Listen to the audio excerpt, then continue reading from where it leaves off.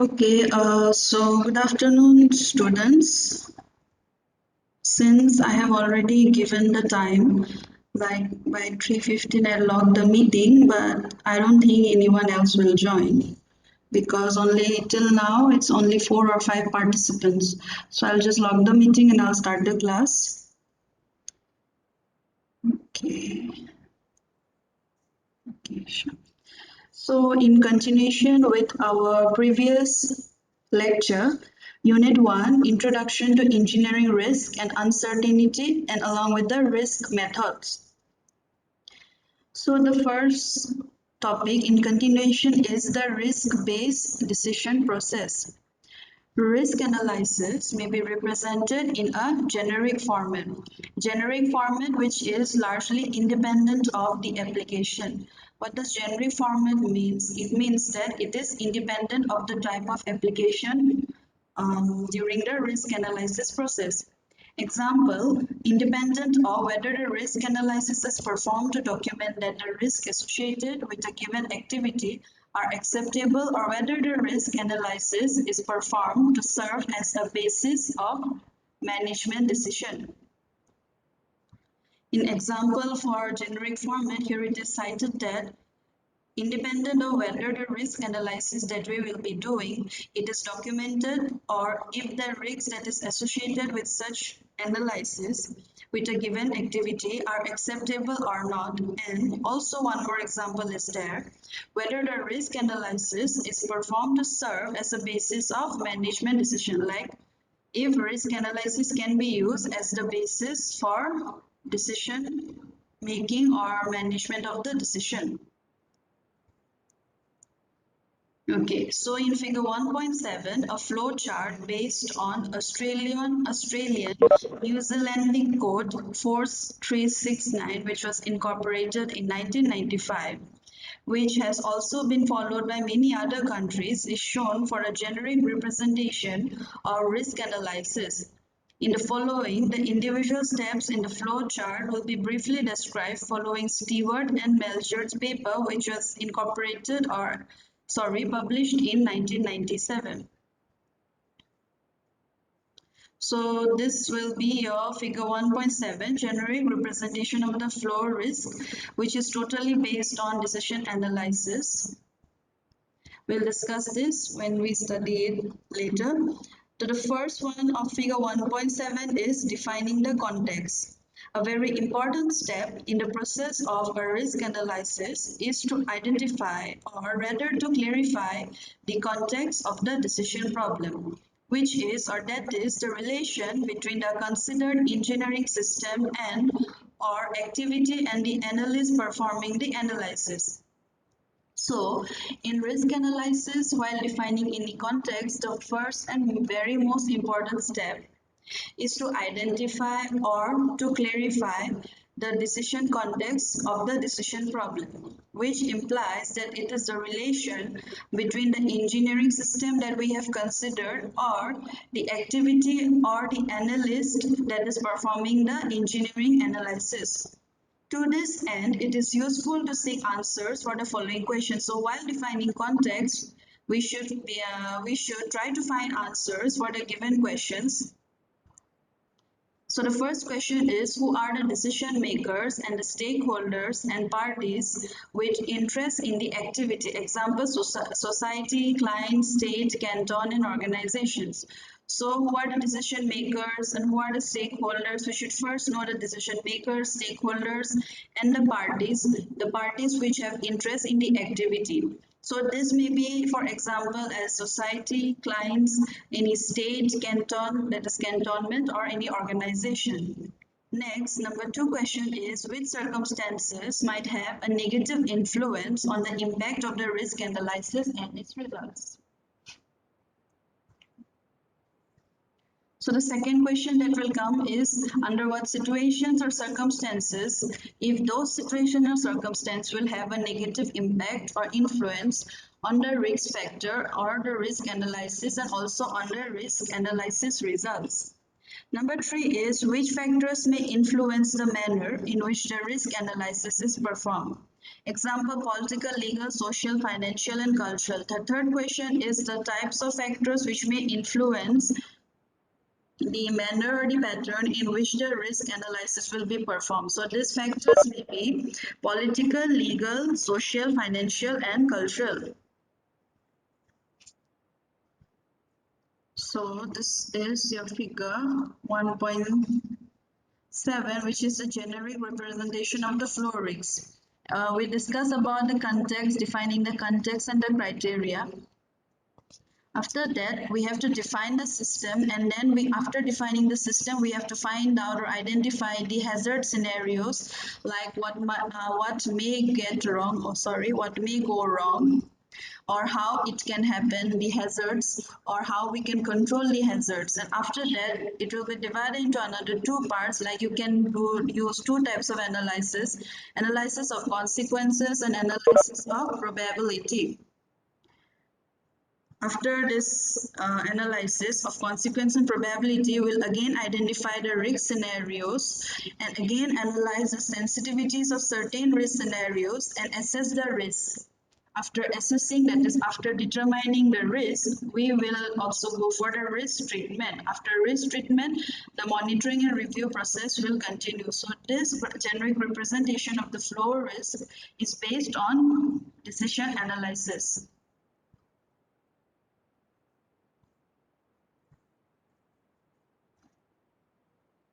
Okay, so next is furthermore, the crucial step of settling or setting the acceptance criteria must be performed. So this includes the specification of the accepted risk in relation to economy risk, the risk to personnel and the environment. So while identifying these specifications, we have to determine or find out the different types of risk related to it, which may be economy risk, personnel risk, or environmental risk as well.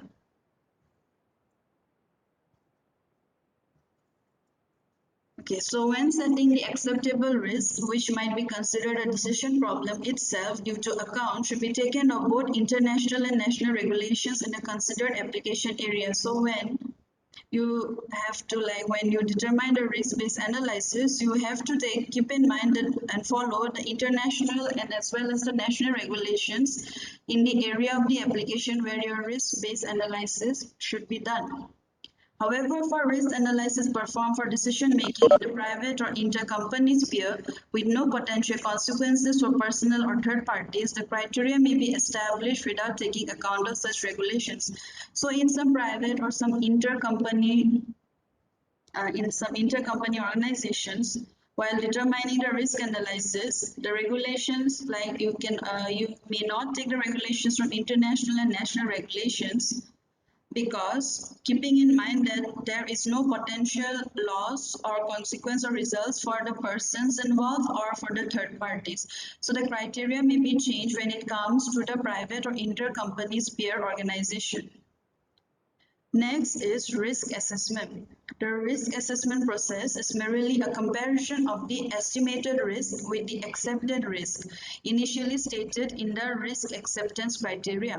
So, in the risk assessment, the risk contributions to the different criteria may be presented in terms of critical risk scenarios, components, and subsystems.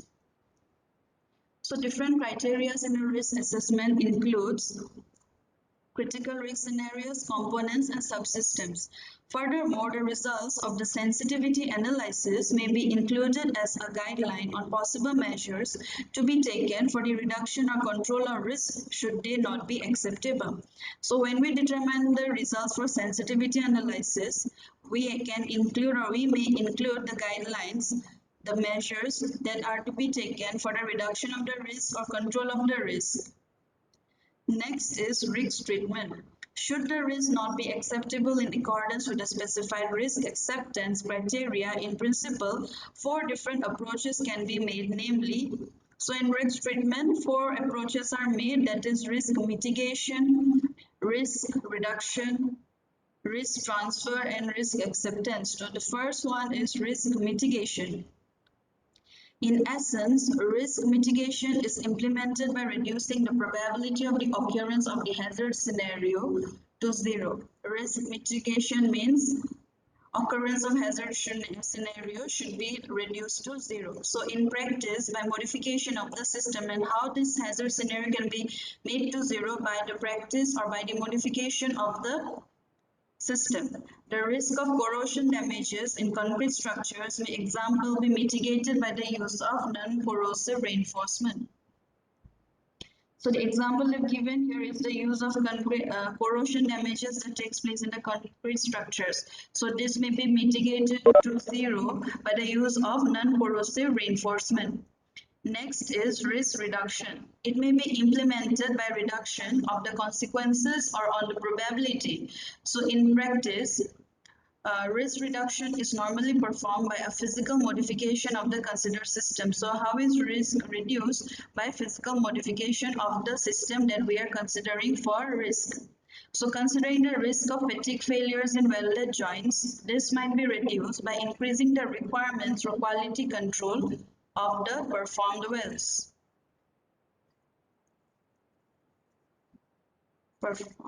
Okay. Next is risk transfer. It may be performed by example, insurance or other financial arrangements where a third party takes over the risk.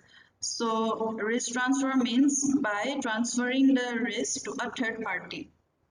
This third party may be insurance or other financial arrangements. Therefore, risk transfer is normally associated with a cost. Risk transfer is associated with it's related to a cost. Risk not related to cost consequences are normally non-transferable. So definitely the risks which are not related to cost are non-transferable. Next is risk acceptance. As a last option, if the risk do not comply with the risk acceptance criteria and if other approaches for risk treatment are not effective, risk acceptance may be an option. So at the last one is if there is no other any option, like even after doing the risk treatment or risk control and this does not turns out to be effective, then we have to go for the risk acceptance, which is the last option. This may example be the case when considering unacceptable economic risk and where the cost of risk mitigation or risk reduction or transfer higher than the desired risk reduction. So example here it is, like sometimes unacceptable economic risk may take place.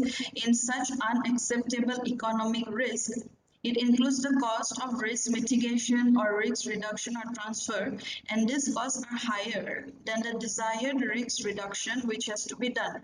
So risk acceptance may normally not be pursued when risks to personnel are considered, and if so, usually only for limited periods of time. So generally people don't go for risk acceptance, rather people always think of doing the risk mitigation and control. But if there is no any other option, then the last one that is accepted is for risk acceptance, depending for only a limited period of time. Next is risk monitoring and review. Risk analysis may be performed as already stated for a number of decision support purposes we have already mentioned. So for many engineering applications such as monitoring of the safety of offshore oil production platforms, cost control during large construction projects, and inspection and maintenance planning for building structures, risk analysis is a living process involving a constant feedback of information from the considered system to the risk analysis. So here, what happens is that we have to consider engineering for in different engineering application, which may be monitoring of the safety of offshore oil production or platforms, then cost control during large construction project, inspection and maintenance planning for bridge structures. Here we have to see that risk analysis, it is a constant living process, that is a constant ongoing process which involves also a constant feedback. This feedback should be considered from the starting of the system to the end of the risk analysis. So whenever new information is obtained, the risk analysis may be updated, and in this manner, it is used as a vehicle for optimizing the system performance in regard to the specified acceptance criteria.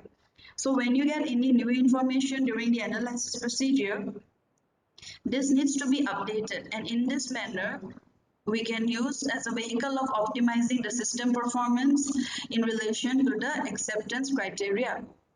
Next is detailing of risk analysis. So risk analysis, as shall be seen, might be performed at various levels of detail. So risk analysis is performed at different levels of detail, as we have seen earlier in the figure. So therefore, for the purpose of communicating the results of a risk analysis, it is important that the degree of detailing used for the analysis is indicated together with the analysis results.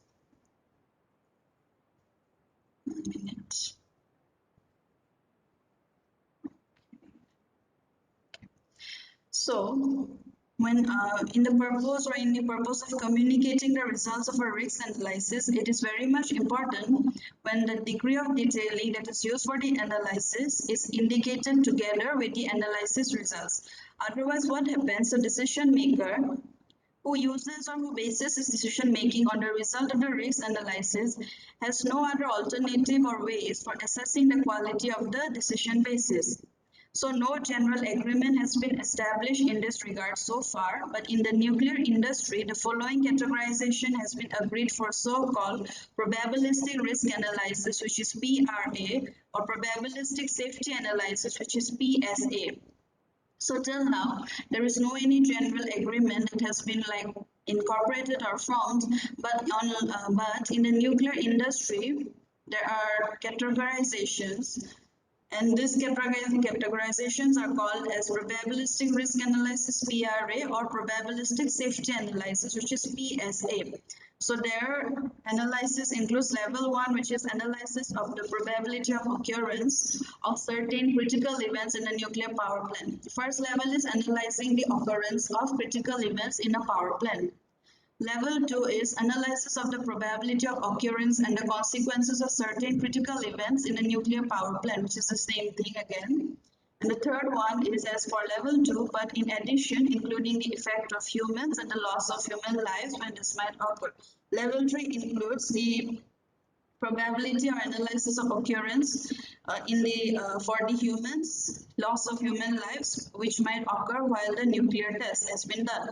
So whether this classification is also useful for other application areas, it can be discussed. But the idea of classifying the levels of risk analysis under any circumstances is a useful one. So it is very much necessary to identify the different risk analysis level under different circumstances, as it is proven to be a very useful one.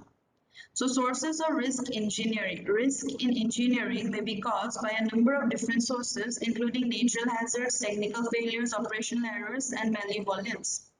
So generally speaking, any activity such as the realization of a power plant has a certain hazard potential, that is the sum of all things that can go wrong.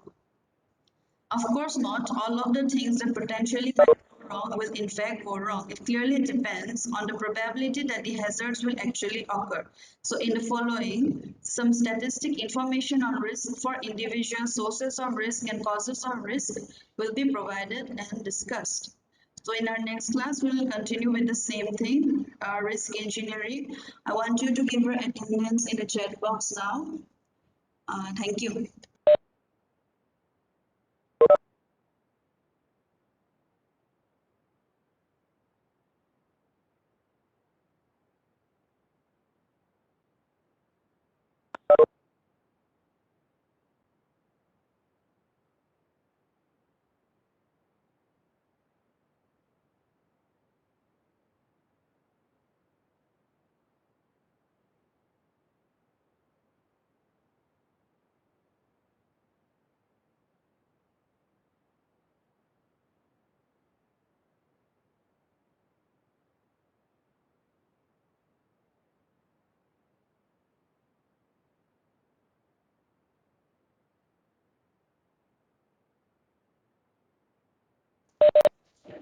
So those who have given your attendance in the chat box can leave, and those who are left can give the attendance now in the chat box.